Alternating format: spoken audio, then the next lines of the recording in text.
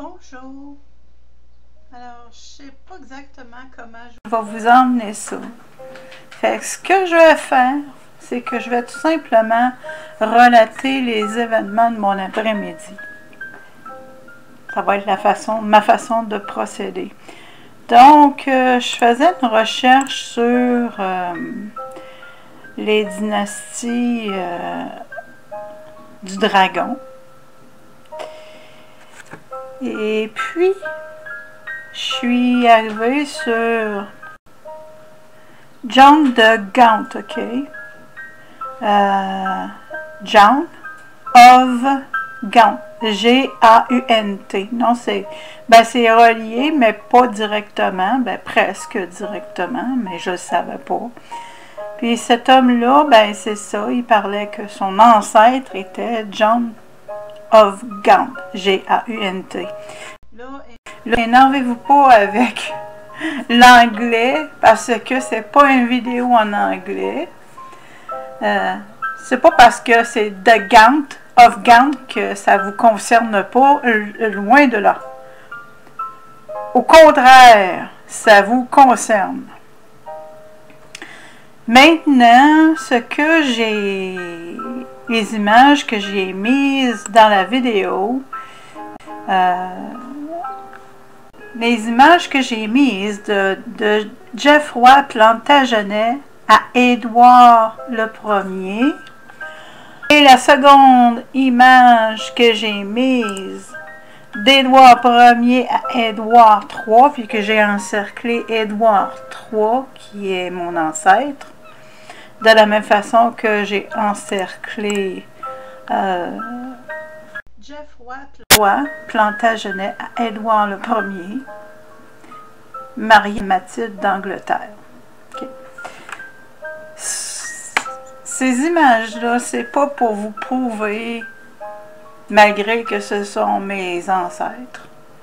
Mais ce n'est pas pour vous prouver que ce sont mes ancêtres. C'est pas la raison pour laquelle je mets ces images-là dans la vidéo. C'est plutôt que je veux vous démontrer ma démarche. Et puis, qu'est-ce qui est arrivé par la suite? J'ai dit, là, je dois être en train de rêver, moi, là, tu sais. Je dois être en train de rêver, là. Parce que, quand je suis allée voir John of Gaunt, Family Tree, ok, je suis tombée sur Édouard Plantagenet, qui est Édouard III, l'époux de Philippa de Hainaut, ok? Celui que j'ai encerclé. Édouard Plantagenet. Fait que c'est ça. Fait que c'est pour ça que... C'est ça. Fait que moi, quand je suis allée... OK, qu'est-ce qui est arrivé?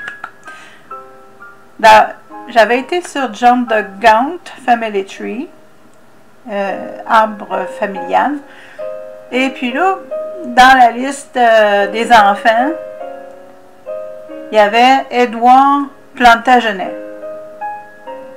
Ça fait que c'est assez direct comme lien quand même. Bien que j'ai aucun dans ma famille qui s'appelle of Gaunt. Mais là, avant de vous endormir, parce que c'est quand même pas intéressant de votre point de vue, mais ça va le devenir très rapidement, je t'en conjure. Écoute-moi bien. Je parle aux Québécois présentement, mais pas uniquement aux Québécois, mais je suis québécoise. Aussi, je parle aux Français, bien entendu. Plusieurs d'entre nous, puis ça, c'est pas moi qui l'invente, ok? Plusieurs d'entre nous descendons, sans même le savoir, du roi Guillaume II de Normandie, dit Guillaume le Conquérant, né en 1027 et décédé en 1087. Pourquoi moi personnellement je crois que je descends directement de lui? Parce que parce que mes deux parents du côté maternel et paternel venaient de la Normandie, Du côté de mon père, il venait d'Evreux-Mesnil en France, et du côté de ma mère, il venait de Perche en France. Dans les deux cas, ça se trouve à être en Normandie. Puis quand on décompose Normandie, North, je sais, c'est un mot anglais, mais excusez-moi pour le moment, Northman, homme du Nord, donc le nord de la France, mais il venait, les ancêtres des gens du nord de la France venaient de la Norvège, norvégien, qui est au nord de la France, bien entendu.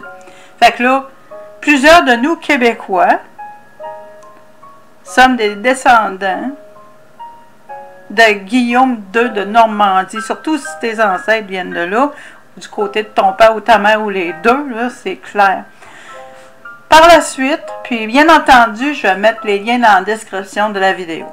Par la suite, Henri II Plantagenet, que j'ai parlé tout à l'heure, qui se trouve à être en lien direct avec, comment est-ce qu'il s'appelait déjà, là? Afghant, là, ok? Bien. Henri II Plantagenet est un descendant direct de Guillaume le Conquérant. Citation. Henri II Plantagenet était l'arrière-petit-fils de Guillaume de Normandie par sa mère Mathilde. Et bien entendu, je fournis la preuve dans la description de la vidéo. Ensuite, j'apporte le Wikipédia de Henri II Plantagenet. Et en fait, ce que j'essaie de dire, c'est que cette vidéo, il ne s'agit pas de démontrer qui sont mes ancêtres personnellement, mais de démontrer à la nation québécoise à laquelle génétiquement j'appartiens, parce que mes ancêtres sont arrivés en 1600 au Canada. J'ai les preuves de ça, que je ne vais pas inclure ici. Donc, nos ancêtres, pour la plupart d'entre nous, viennent de la France, et pour plusieurs d'entre nous, viennent de la Normandie. Puis la Normandie, il faut que tu regardes bien comme il faut, c'est une grande partie du nord de la France. Fait que ça comprend plusieurs villes.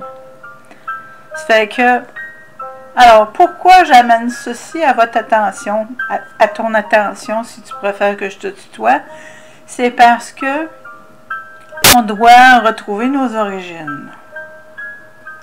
Pourquoi on doit retrouver nos origines? Là, je ne vais pas donner tous les détails du pourquoi on doit le savoir. On doit les connaître. Mais je vais dire essentiellement que c'est parce que pour prédire, pour connaître l'avenir, peut-être pas le prédire, mais pour connaître l'avenir, il faut connaître notre passé. Et plusieurs d'entre nous, on s'est fait tellement, je dirais manipuler, que nous ne savons plus qui nous sommes. Alors moi, je veux faire mon humble contribution à réveiller les petits dragons d'entre nous, et nous sommes plusieurs. Oh oui, le fameux fleur de lys, là, c'est un signe du dragon. Et puis, c'est relié directement à Marie-Madeleine, puis j'avais raison, parce que Marie-Madeleine, c'était une grande prêtresse de Hathor, et possiblement la dernière. Oh oui, Hathor, la déesse égyptienne, la vache déesse égyptienne, Hathor.